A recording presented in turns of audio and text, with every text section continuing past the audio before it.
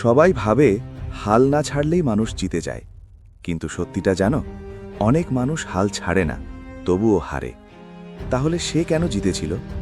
এই গল্পটা ঠিক সেখান থেকেই শুরু। গত ভিডিওতে তুমি শুনেছিলে এক রাত কিভাবে তাকে বদলে দিয়েছিল। কিন্তু বদলে যাওয়া মানেই সফল হওয়া না। আসল লড়াইটা শুরু হয় তার পরের দিনগুলোতে।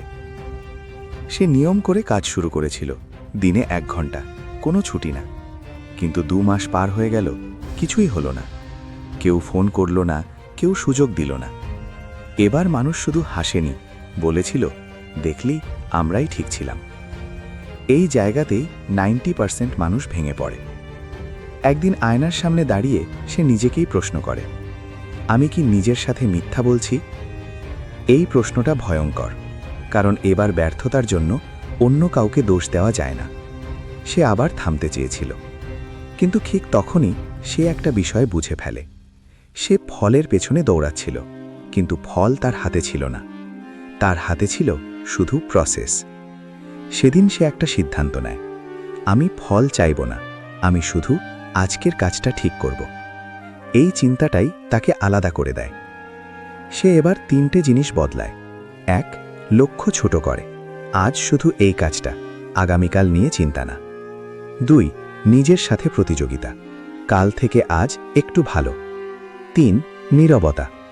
সে আর কাউকে তার প্ল্যান বলেনি, কারণ সব স্বপ্নের শোরগোল দরকার হয় না।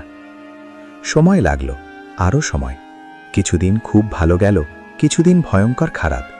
কিন্তু এবার একটা পার্থক্য ছিল, সে খারাপ দিনে নিজেকে ঘৃণা করেনি। সে বুঝেছিল খারাপ দিন মানেই খারাপ জীবন না।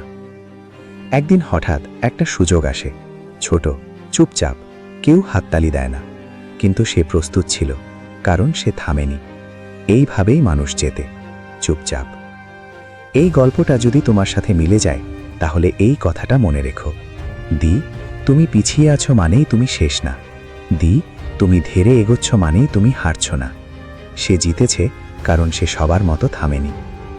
যদি এই গল্পটা তোমার ভেতরের লড়াইটার কথা বলে, সূত্র বিড়িতে সাবস্ক্রাইব করো, কারণ কিছু গল্প শুধু শোনার না, মনে রাখার।